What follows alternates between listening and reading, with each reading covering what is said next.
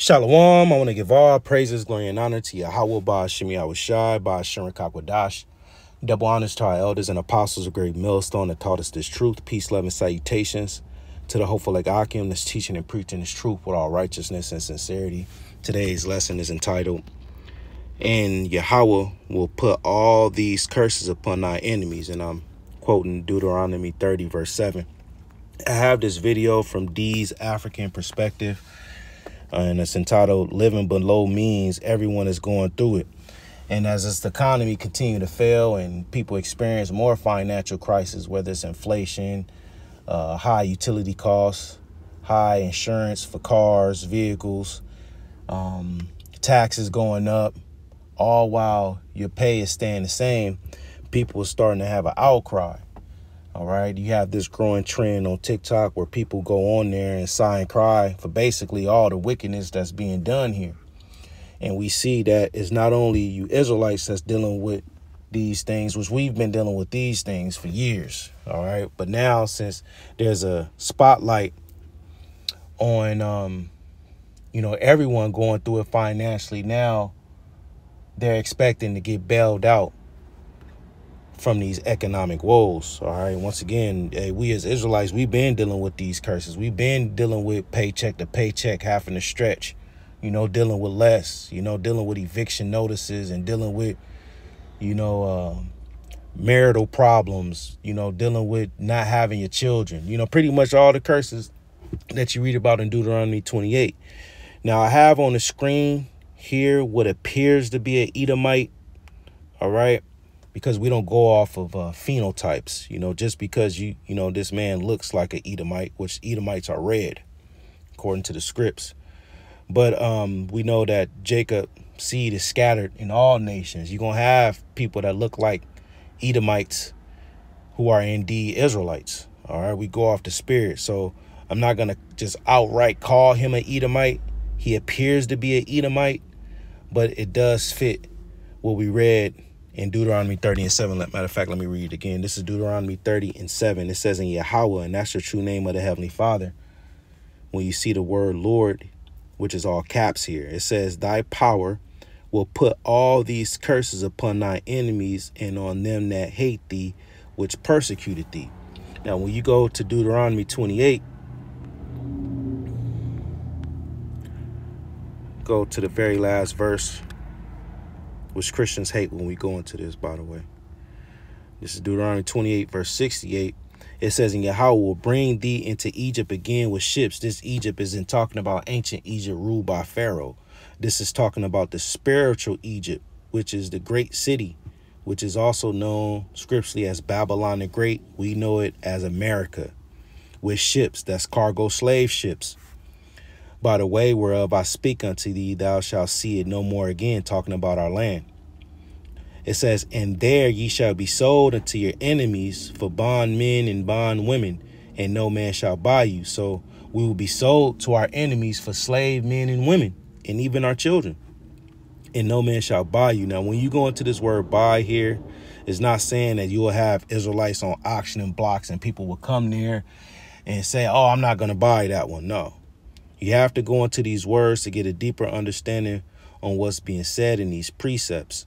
All right. Because there's a lot of stumbling blocks. The Lord don't want everybody to get this truth, because if they would get the truth, then they would have to be healed.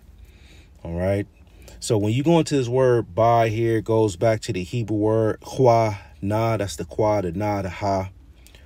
And it says to acquire, to get, create, buy, possess.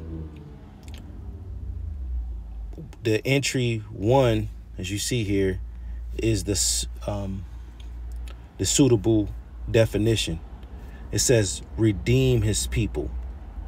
All right. So what it's saying is you will be sold into slavery on these cargo ships, and nobody is going to redeem you or free you from these harsh conditions. Why? Because it's punishment.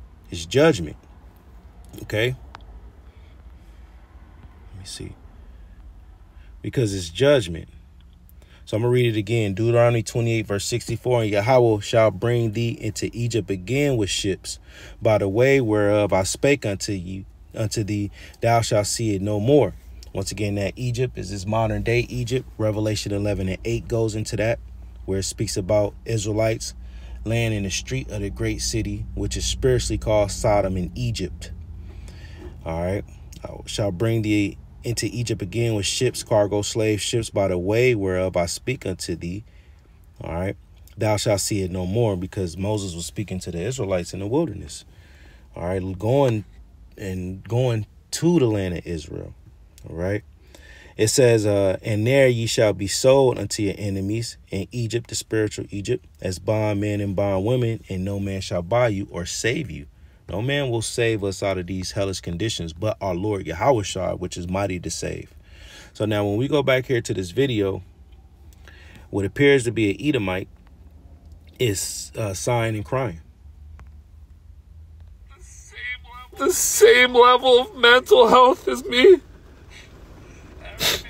Every day it's something new, between the fucking news and the fucking stupid Biden and stupid Trump. And this country's fucked. Every day we're spending more and more money. None of us are getting ahead. The rich people are the ones that are fucking getting ahead. I'm tired of struggling. I've done everything I can. I'm trying to be a good man. I take care of my daughter. I take care of my wife. The best I can. I can't keep going. Every day it's something new. And then on top of that, as if you're not trying to spend money, you have to. Fucking everything's expensive. I own a painting company. I still can't fucking make it. I'm fucking trying, man. I can't look at my daughter and my wife and know I'm failing.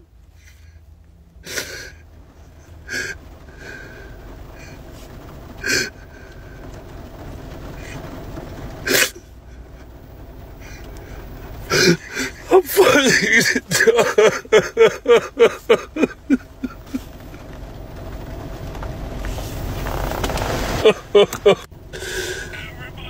Everybody wake up.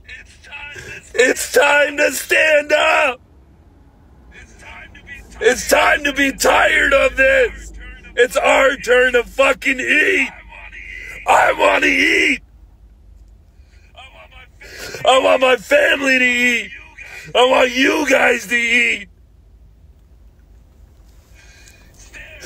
Stand up.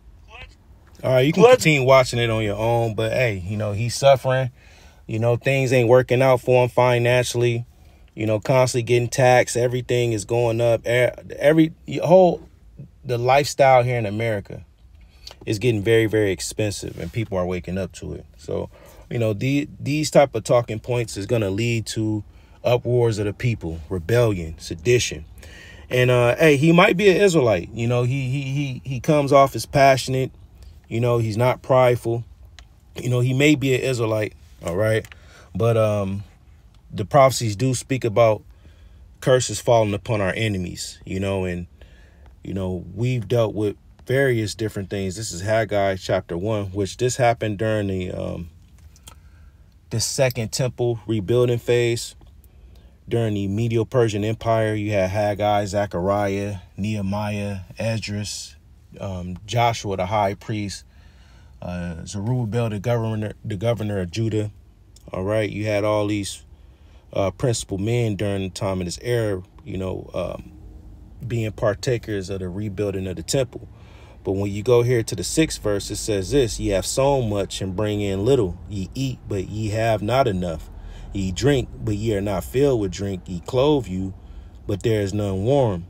And he that earneth wages to put it in a bag with holes. So just like then, all right, we were pretty much laboring all to give our money back to those who gave it to us, because that's what we're doing today.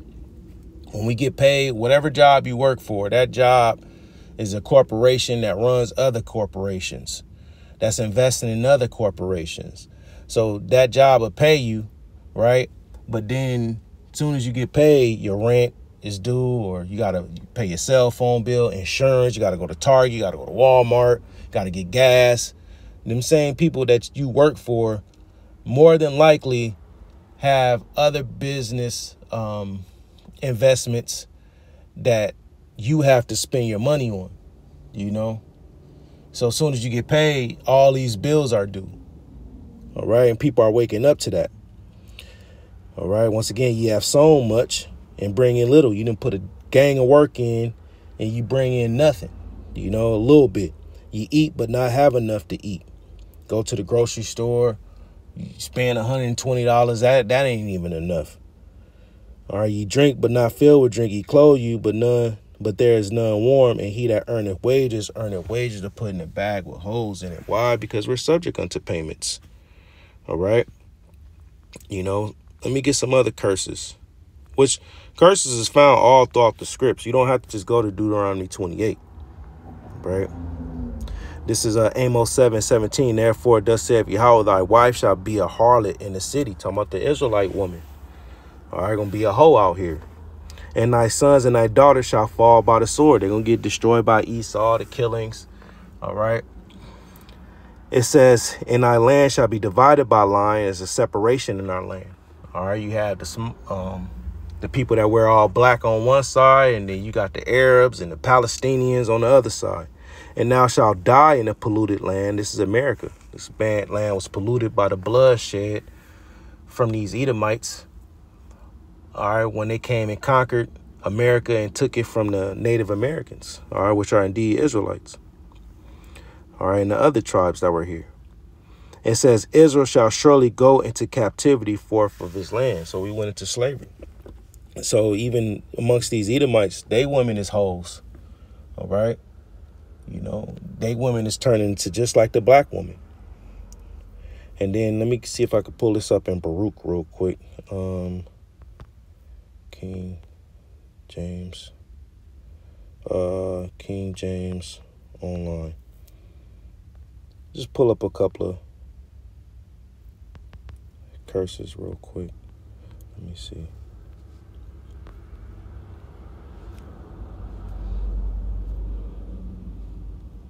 Baruch.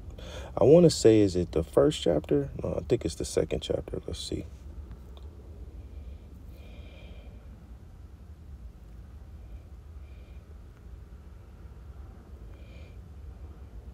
Baruch, he was the understudy of Jeremiah, all right, which Jeremiah, he was a Levite, and he was on the scene during the Neo-Babylonian Empire. Baruch name in the Hebrew is Baruch, which means blessing. So if a brother is looking for a name, that's a great name. Let me see. Okay. Let me see. Subject. Let's see, payments. Let's put in payments here. I know it's in Baruch.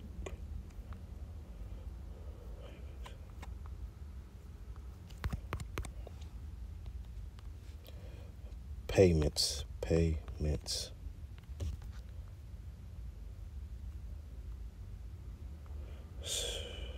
Subject unto payments. It says payments. Subject unto payment. All right, let's find it like this.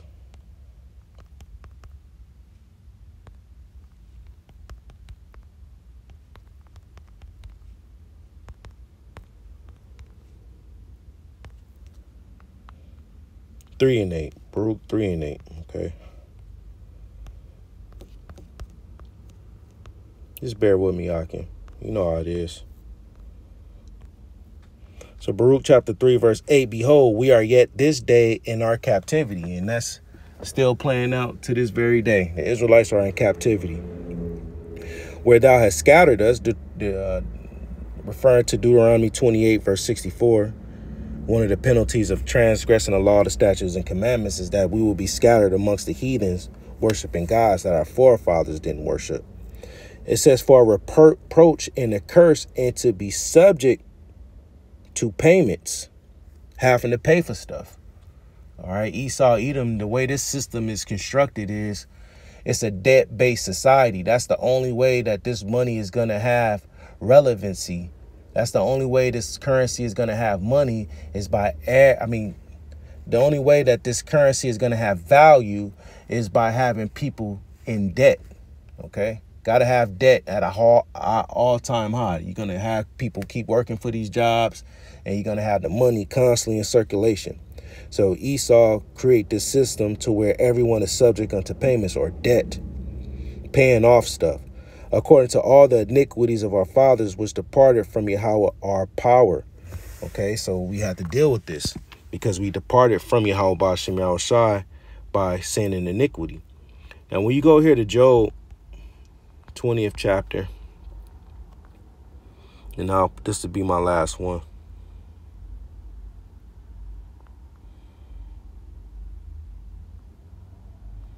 And this goes into the punishment that's going to come upon these global elites, the Edomites, the bankers. Job 20, verse 19, because he have oppressed and forsaken the poor. Yeah, this system is built on slave labor, okay? Oppressing the poor, giving Israelites the illusion of equality, giving them the illusion of freedom, all while having your social security card, your driver's license, all these adhesion contracts that bind you to the system. Then this is once again a debt-based society. So you got to have debt. They push credit and loans and all these different things. And those policies end up oppressing Israelites. It says, because he had violently taken away a house which he builded not. Yeah, these Edomites, they took America from the Native Americans and the Latino tribes. Surely he shall not feel quietness in his belly. He shall not save of that which he desired. Yeah, see, Esau, he's not going to feel quietness in his mind. All right, because here it is. These devils are weary with the multitude of their counsels. Spiritual demon Satan ain't giving them the intel like he used to. All right. War is happening. Videos like we were just watching of this guy who appears to be an Edomite. He's sighing and crying. He's going to end up revolting, rebelling. All right. That video is going to reach other Edomites. They're going to say, hey, we're dealing with the same thing. We got to come together. We got to band together. And then Isaiah 19 going to come to pass. Neighbor against neighbor. Egyptian against Egyptian. You're going to have civil unrest and sedition. So Esau's going to be dealing with all the uproars of these people, all while trying to get these same people to take his MOTB. So he's not going to, as it says, save of that which he desired. Which he desired is to cause all, both small and great, to receive that technology up under their hand. There shall none of his meat be left. Therefore shall no man look for his goods. Yeah, because people's fleeing from America. People don't want to do no dealings with these Americans. The American dollar is backed by so much debt, and it comes with so many problems. All right. American Western culture is off the hook. That equality that y'all gave women, that's just bugged women out. It says, in the fullness of his sufficiency, he shall be in straight. So as he's trying to fulfill his agenda by putting that technology in everybody, he's going to be in straits. Why? Just like that video we were watching. You're going to have Edomites coming up against this system. It says, every hand of the wicked shall come upon him. Now, when you go into this word wicked here, it goes back to the Hebrew word aimal. As you see there, the I, the ma, the la, aimal, which is a laborer, sufferer, wretched one, workman. And that's what we see on that video. The workman is coming up against these elites. They're asking questions. Like, hey, man, I didn't put in work. I didn't try living below my means. I didn't try saving money. I didn't pick up the second job. My wife's working. We didn't cut back on certain things. We didn't downsize our apartment. We're still broke. We didn't follow all the tips and tricks to, work around inflation, work around the rising cost of living. Nothing is working. The politicians, the governors, the presidents, all these people that's in a position of power, hey, they need to do something about it. They all looking at Trump as the savior of America. But if Trump get back in office, it's going to be the same exact thing. And that's going to cause people to really fly off the handlebars, really, you know, get in that mindset that they have nothing to lose. And it's going to be all out chaos out here. The Lord Yahushua said, because iniquity shall abound, the love of many shall wax cold. So it's going to be crazy out here. So I'm going to leave it at that. Curses is falling upon our enemies. Lord willing, this was edifying. I want to give all praises, glory, and honor to Yahweh, by Hashem Yahushua, by Hashem Kakwadash. Shalom, Akim. Stay strong, stay watching.